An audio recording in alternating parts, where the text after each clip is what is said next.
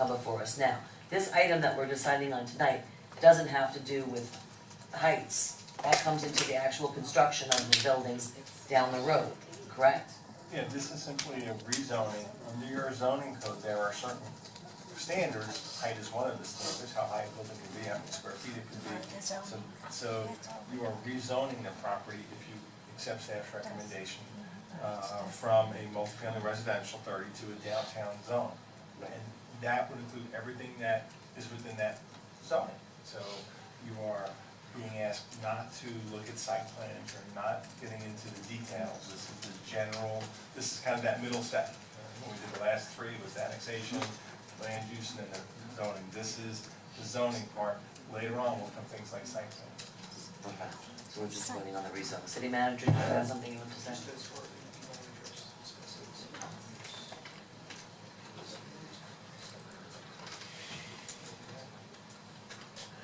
Michael's talking about the specificity of use in that zoning district, and you're right. I mean, the zoning district, and William is the expert on this.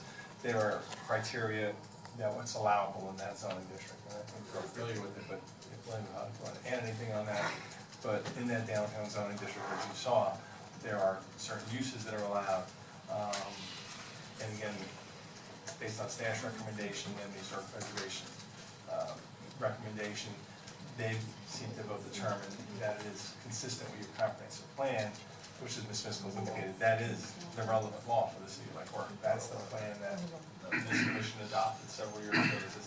This is what people that come for rezoning have to follow. Your job is really determine, is what's being presented, follow your plan. I can reduce it to the most basic terms. Does it follow, is it in compliance with the plan that you adopted? And the specificity I was looking for you that you didn't hit was, in that zoning district, 45 feet is what is allowed for everything with the exception of one use. And it's quite specific.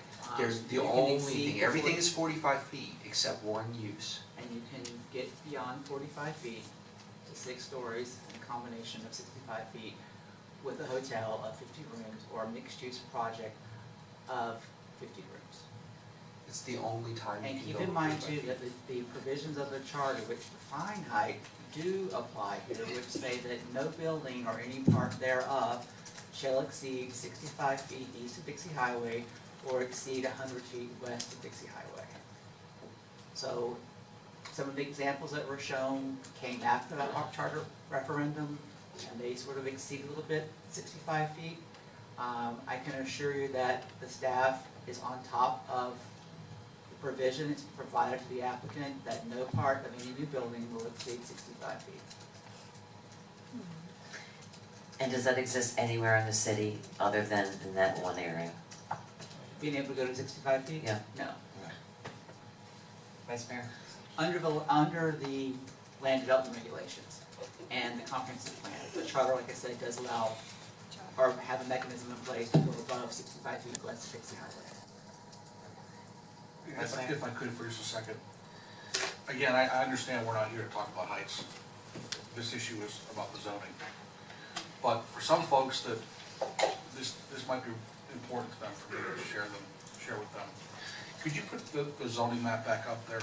I am trying to find out what I did to the computer. That we don't have. The image, I might need some help on that. And while you're doing that, let me, as I I told knew the you were city going to ask manager, me, and as I told the city manager last week, I said, let me tell you a story. Let me tell you a story. Once upon a time, and I think somebody referenced it here tonight, there was a charter vote. I assume, I don't think I was here then, or maybe really wasn't aware of it, that set the heights west of Dixie Highway at 100 feet. And the heights east of Dixie Highway is 65 feet.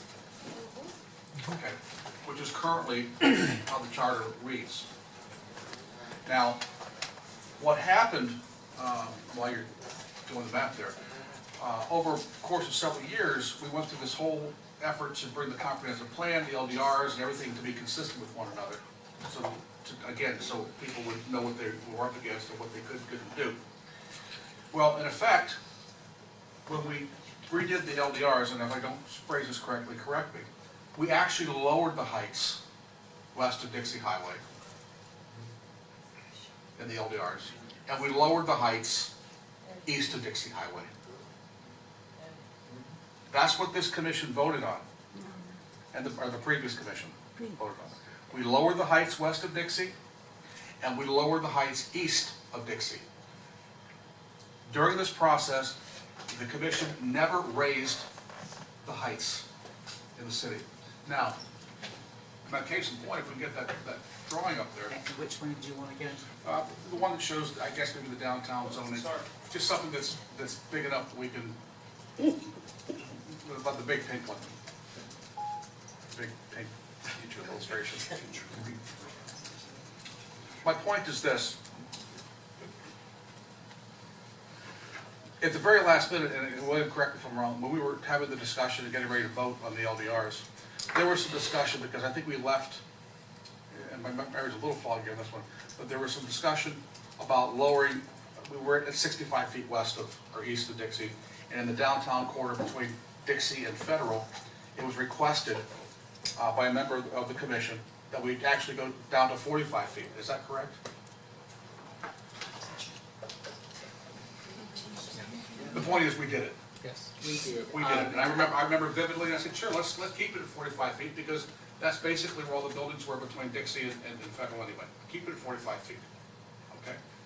But when you look at this map, and Willie, will you come up here and show us the only area that you could possibly build 65 feet if there's a hotel involved with 50 rooms? It would be, this is under the future land use map, it would be these 12 blocks. East of Federal Highway, west of Gulfview, between 2nd Avenue North and 1st Avenue South. And all of that essentially is built up with either a condo or... As you recall, we did do a study, we have 6 properties that are varying in size, Right. where a potential building could be. So could you zoom that out to the entire city? So my point is, the commission lowered the heights west of Dixie all over the city, and we lowered the heights east of Dixie all over the city, with the possible exception of the area that William just pointed out, that if you were going to put a hotel in, and only a hotel, with 50 rooms, could you go to 65 feet, which is what the charter allows us to do anyway. And the zoning code previously already had that at 65 feet. Exactly. So the big brouhaha, in my mind's eye, over the height referendum was over how many blocks? 12. But that was not how it was presented to the public. The conversation was, we're gonna build skyscrapers all over town. We're gonna come into your neighborhood and build them into the clouds. Can we, No, I have a point. well, make the point, because again, we're not talking about heights issue, we're talking about the Well, rezoning we need to of this clear it thing. up, because, you know, I know. there needs to be clarity I here. understand. Okay, the other question I have for you is this, and I guess this goes back to the comment that was made by the petitioner. During her presentation and other comments tonight, we were talking about the fact there were no hotels here in the city. We weren't really getting any tourist dollars that we could really measure. And I was thinking about the street painting festival that we have each year. And then we draw 100,000 people roughly over the weekend. And in all probability, not one of those people, not one of those 100,000 people laid their heads down in a hotel in this city. And my question is, based on what I just heard from the applicant, is that something I can consider? Because are we only here to consider the facts, and that is what we're asking for consistent and compliant with our rules and our regulations? Is that something we can consider? We're supposed to be just looking at what the applicant is doing, and is it represented in our current codes and building? Right. I don't think That's what their necessarily- application is. I don't think you consider necessarily the specificity of the street painting festival. However, one of the policies and procedures, and objectives that we pulled up from the comprehensive, and it talks about the economic investment potential based on the rezoning. And there were analyses done by the applicant, which were reviewed by staff, that did demonstrate that bringing a hotel into Lake Worth and a potential spin-off of new jobs, investment, of also encouraging when people stay in a community as a hotel person, they generally spend more money in that community than just as a visitor. I don't know the difference. I used to know when I worked in tourism more, they would usually spend $3 more in a community versus $1 if they did not stay. That may have changed. I'm sure it has. That was based in 1994. Yeah, you're a little recent. All right, final comment, and I'll ask this first of you. The presentation that was given by the applicant, she made some assertions that she was compliant with all the different hoops, etc. Were there any exceptions to her comments that you want to point out for us? No exceptions. I mean, we reviewed those and In other words, what she said was factual and truthful. in our terms opinion, of- yes. On the legal side of this, was there anything that she's represented here tonight that is inconsistent with what we're trying to get accomplished here? It doesn't appear that, I mean, I don't know the facts, but based on staff's analysis, it seems as if it's ultimately your decision to determine whether it is compliant and consistent with the plan. Certainly, staff believes it is, and the applicant has presented evidence that they believe it is. Okay, thank you. I would just like to make one statement. This is a quasi-judicial hearing, one of importance to everyone, and we had a large crowd out here tonight.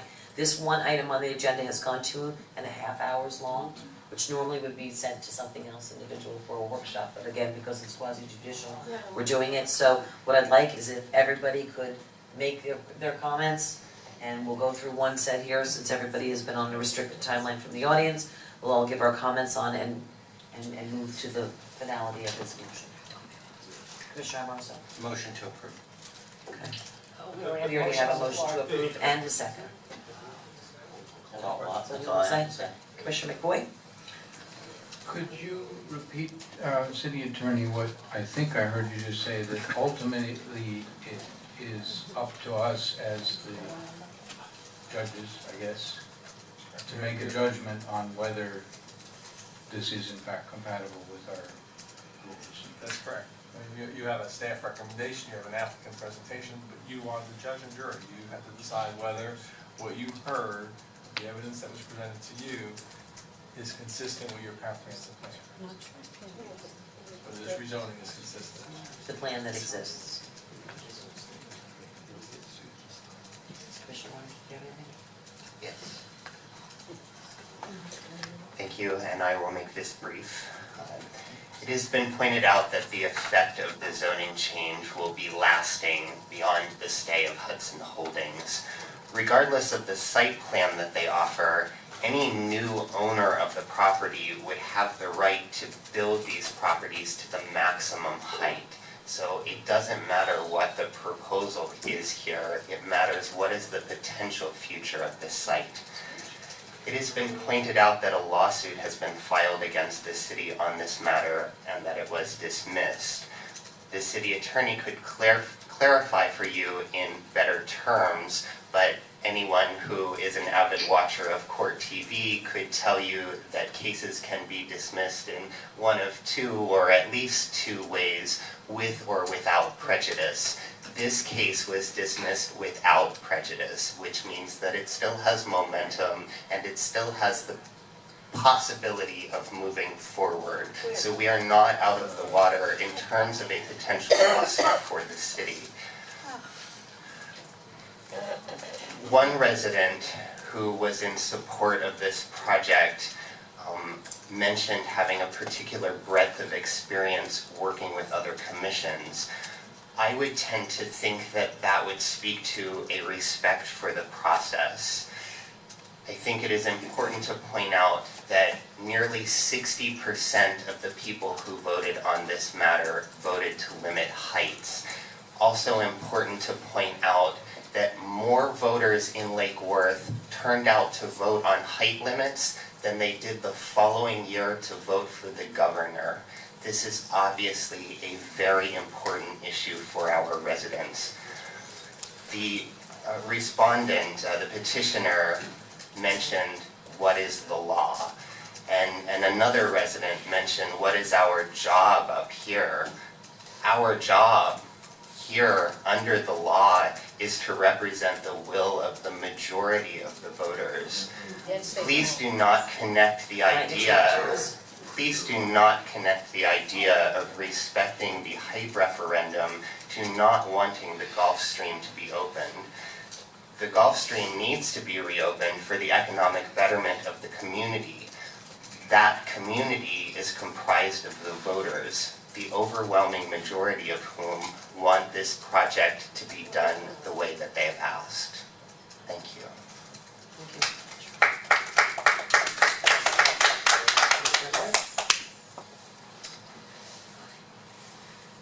At this point, we have assertions from the applicant, which obviously are not by any means in any way considered to be objective. That's not the job of the applicant or the applicant's representative. They're to try and achieve the ends of the owner.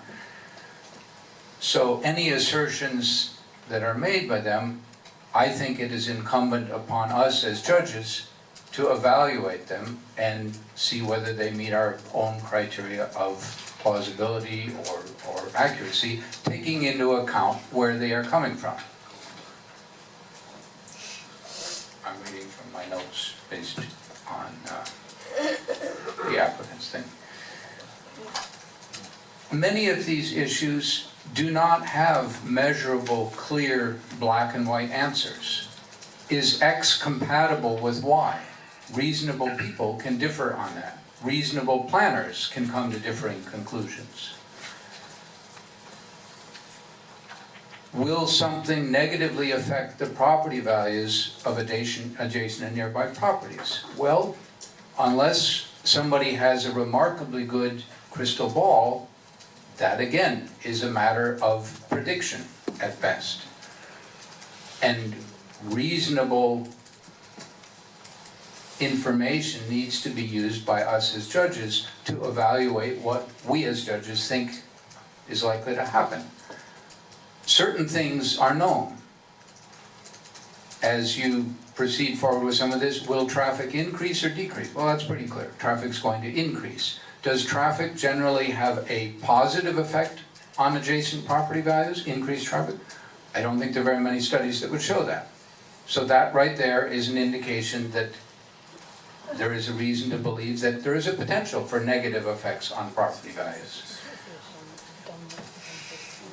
Changing the flavor of an area to a more canyon-like situation on the roads by smaller setbacks is also something that can be reasonably assumed might have a negative effect. Changing views.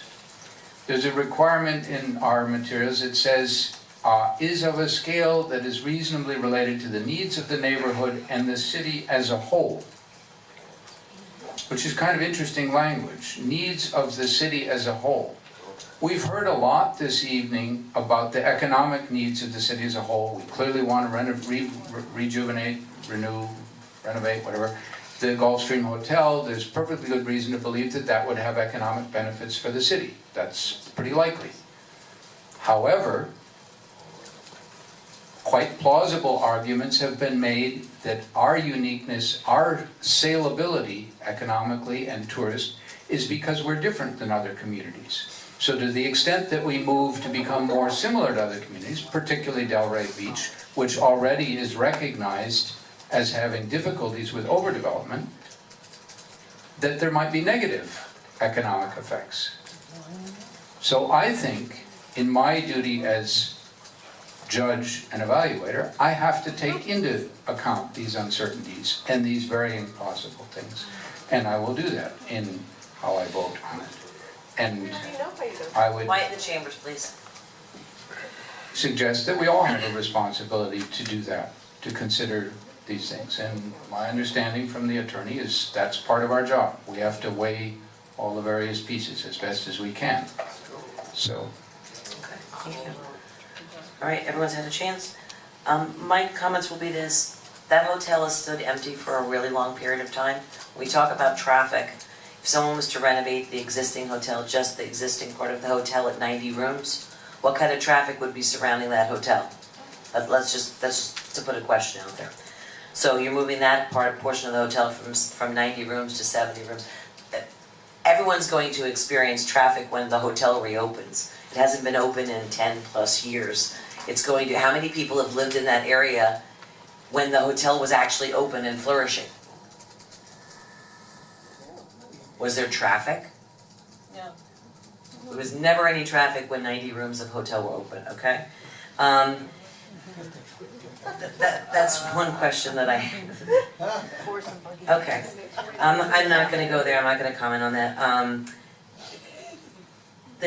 trying to find, I made some notes here on in reference to Commissioner Myers talking about more people turned out for the vote on Heights, that's because people thought you could put skyscrapers next to their single-family homes in the 1200 block of North Palmway, or on the 1300 block of South Lakeside, or in the whatever. I mean, people turned out for that because they didn't realize what we went over before that Commissioner Maxwell was talking about, that little area right there, that actually the building heights were lower throughout the city.